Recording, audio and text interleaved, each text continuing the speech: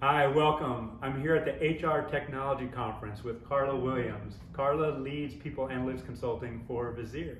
How you doing, Carla? I'm doing well, Al. Yeah, it's exciting to get together, and we've been social distancing, just so you know. We took off the mask for this interview. We're roughly six...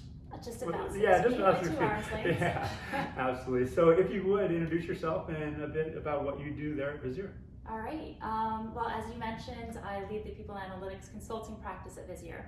And the primary goal of the group is to make sure that our customers are getting value out of their analytics program and that we're helping them with improving their maturity over time and really getting that business impact of what they wanted to achieve when they started down the analytics pathway. By way of background, I've been with Visier for about 3 years. Before that, I was actually on the other side of the table and was a customer of Visier, brought Visier into my organization to help support our HR transformation and to really enable our HR business partners to be more savvy with data and to really be able to lead different types of conversations. Well, and you've been doing that quite well. I mean, Visier has emerged as a leader in the people analytics space. It's been around for, what, a little over 10 years now, is that right? Yeah, that's right. And we just heard Josh Bersin talk about, talent intelligence and the importance of using data in formulating talent strategies. And certainly there are companies that are doing this better than others. So with the companies that you work with, what are some of the commonalities that you see among those who are actually taking data, using it to inform strategy, consciously creating culture and positive outcomes like that? What are some of the commonalities you see? Well, I think the first thing that's important to recognize is that when introducing data and analytics into an organization, it's really a cultural shift, and it takes time. I think a lot of organizations think that you buy a technology or you hire a couple of analysts, you automatically have transformed the business. But it does take time to grow in that evolution. What we have seen, as we've been working with our customers over the course of all of these years, the ones that begin to emerge as some of the business leaders in this space do a couple of things right. One is that they use their data. They understand their data. Actually, I think about this in 5 different ways. Okay. And this is maybe 4, but 4 important ways. First of all, it's about the what. So what kind of data are they using? Are they using data primarily from one source, or are they integrating data from many different sources, or are they pulling in data from the business? And that could be anything from productivity data to financial data to NPS data, but are they pulling data in from different sources? Yep.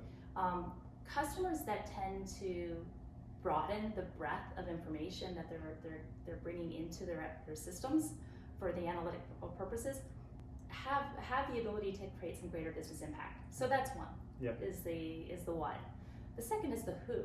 Who's accessing this information? Is it just the analytics team? Is it HR? Is it executives and business leaders? And the broader that reach is, the greater opportunity they have to really get that stickiness within the organization. The next thing is the what. I'm sorry, not the what.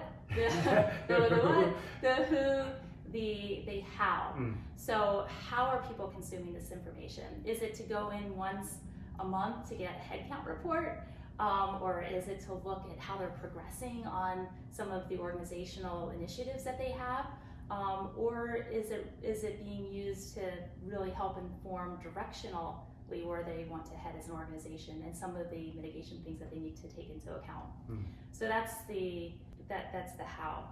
And then finally, it's the why. And I think that's really the most important thing in really establishing the value is, why are you using data to be able to inform the work that you're doing? Is it just simply to have information, or is it to be doing something that's more, that's going to really create that trajectory within the organization to be able to be doing more? So that's a couple of different components. Yeah. And it's a lot to keep track of, and any one customer might be in different places on each of those at any given time. So the more that we can progress the customer towards the attainment of getting all of that stuff right, then we know that they're solidly on a great path. I love what you're sharing. There needs to be alignment across those 4 dimensions, and the why sometimes is very clear. Oh, we need to improve DI. We have a bunch of people who are resigning. The Great Resignation is happening. Yes, right. But what do we do to mitigate the risk? What do we do to hire more appropriately faster or retain people in the first place? But if we don't understand the reasons for people exiting the organization, we might be guessing or going based on this legacy thinking. So the how, though, obviously there's people, process, technology, governance. I see many organizations, to your earlier point, just hiring a data scientist or somebody and say, do your magic. When in fact it takes, to your even earlier point, a longer term commitment. When you say time, I think, okay, commitment. It's not all you plug it in and everything lights up and works. So can you speak to the long-term commitment that needs to be in place? And when I say long-term, it's not like it was before where it's years. It's sometimes weeks and months, but it needs to, we need to understand the nature of the work. And it takes time. And where I want to land with this is the who. So what do you think? So someone buys Visier to aggregate the data, analyze it, distribute it throughout the organization. There still needs to be someone, correct me if I'm wrong, who's guiding that ship, who's putting together the architecture, controlling the rights of who sees what. Can you speak to the who within enterprises to actually shepherd this process forward? Yeah, no, that's actually a really great question, and it's so important. Because it does take some stamina, probably a little bit more than a week and months, but it does take stamina to really change a ship, because again we're dealing with cultural change. Yeah. But what's really important is one, you have somebody that gets what you're doing and is the steward of making that happen. But more importantly, you have someone with a vision and the ability to articulate that and to share the purpose of why we're doing this in the first place. And without having that executive leadership, that sponsorship that's committed to this over the course of time, it can fall apart. Yeah. And it falls apart, then it literally falls apart, it crumbles. Yeah. And so many of the organizations that I've talked to, and you probably talked to as well, say, we're not there yet. Oh, we're about to implement, a core HR system, or there's going to be an acquisition on the horizon, and we're not going to do anything until. There's all numbers of excuses to delay the implementation of a quote-unquote people analytics solution. What do you say to those who are delaying such process? One, it's not necessarily important to delay it. I do totally recognize, and having come from the other side of the house, I know how big a lot of these organizational initiatives can be. So they can be a bit of a time consumer. But that said, the sooner you start, the sooner you're going to get through the hump of really implementing something that's meaningful. We recently did a maturity survey among many of our customers. And what we're seeing is that organizations that started 3 years ago are now starting to progress through that maturity curve and are finally getting to that point where they're getting some real organizational value out of their analytics program. The longer we delay, the longer it's going to take to get to that point where you're truly not only creating efficiency and being able to get the insights, it's all about getting the right information to the right people to make the right decisions at the right time. Yeah. And the longer that's delayed, the longer it's going to take to be able to get to a point where the work that you're doing is actually going to make some significant impact for the business. Yeah, I love what you're saying, and I want to go back to what you started with the what, the how, the why, and the who.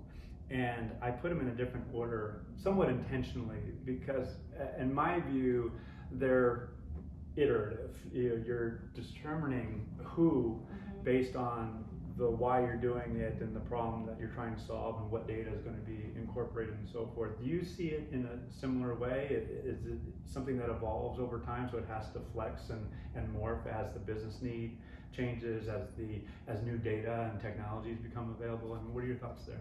Yeah, no, absolutely, totally aligned. There's always going to be new data that you're going to potentially want to evaluate, and it doesn't take a lot of new data. Sometimes it just takes one key piece of information that can really make a significant difference. So that's one piece. The other is businesses are constantly evolving and changing, and the challenges that we're facing today, may be a little bit different. And hopefully we're making progress on the ones that we're conquering in the moment. And as we round the next corner, there might be something else that we need to look at. And how we're engaging with that information can evolve. Yeah. Well, as we start to wrap here, I am curious as to those HR leaders, those HRIT practitioners, those people analytics practitioners, those who are saying, Visier is something that's nice to have, it's downstream.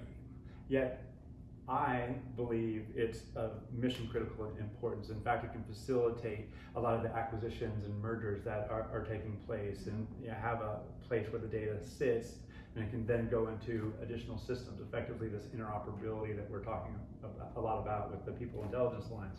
So with that as a framing, what would you say in terms of prioritizing not only Visier, but conceptually just people analytics solutions in general, as, hey, this is something that has to happen sooner rather than later? I mean, what would you say to those people who want to build that case? What's your case for them? It's funny, I just smiling as you mentioned the mergers and acquisitions. We purchased Visier for the reason I shared. We wanted to really evolve our HR organization, but almost immediately my company had been acquired, and Visier became such an important instrument in being able to integrate data between two disparate systems, two different organizations coming together, and being able to use Visier, which is really great at bringing in data from many different sources. It was the only tool that could do that for us. So given that situation, that was mission critical for us. But in terms of how we see organizations really leveraging Visier, it really depends, and I think it's part of an ecosystem of analytics tools. In fact, as part of that same maturity survey that we did, we found that some of the most mature organizations use a number of different systems for their analytics. What Visier does really well is it allows you to democratize data and to put the information again into the hands of the people that are making the decisions at the time that they need to make those decisions. Yeah. And that's really important. So getting that right is critical to being able to really leverage the information to do what you want to do with it.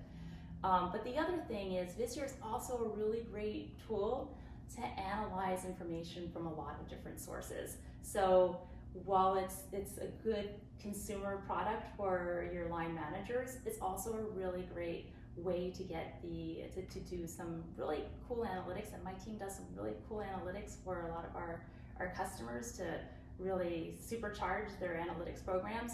There's a lot that you can do with the system in a more sophisticated way as well. Well, I love what you're sharing, because there's what Josh Burson just shared, that in some recent study, and he didn't reference what it was, or maybe I just forgot already, but it was like this set of companies, large enterprises, had over 70 HR systems within their organization. And those systems, by and large, unless they have the likes of Visier, are not built to consume this information, stage it in a way that's then appropriate for analytical purposes, then distributing it, and so forth. So there has to be an involved leader or a group of leaders who say, no, this is a non-negotiable. We can't keep buying 75, 80, 85 systems without understanding what's happening within the system itself. Yeah. So bringing that data all together. Is that how you see it as well? Yeah, I think that's really a critical part of any good analytics, is being able to pull information from a lot of different places to make sense of it. And a lot of my company was very similar in this, that we had 4 core HR systems globally. So being able to pull the information together, to integrate it, to be able to make sense of it. All those things are really important to be able to really make progress. Well, Carla, it's a pleasure speaking with you. As we wrap here, any final words of advice to those who are thinking not only about Visier, but their next step in their HR technology journey? What would you say to them in terms of what to look out for and what they should be not necessarily concerned about, but there's so much opportunity, there's so much noise, there has to be a set of priorities, there has to be decisions. But what would you say to them, as a final thought, final takeaway? I always think of creating a really robust analytics program as a journey. And every journey starts with a first step. And I would say don't be afraid to take that first step and start venturing down the pathway and take on some of the challenges as they come, but at the end of the day, you can get to a pretty remarkable place. Absolutely agreed. Well, thanks for sharing, and we'll go back down to the show floor, have a couple more days of fun and learning, and we'll keep going. So thank you, appreciate you. All right, it's my pleasure.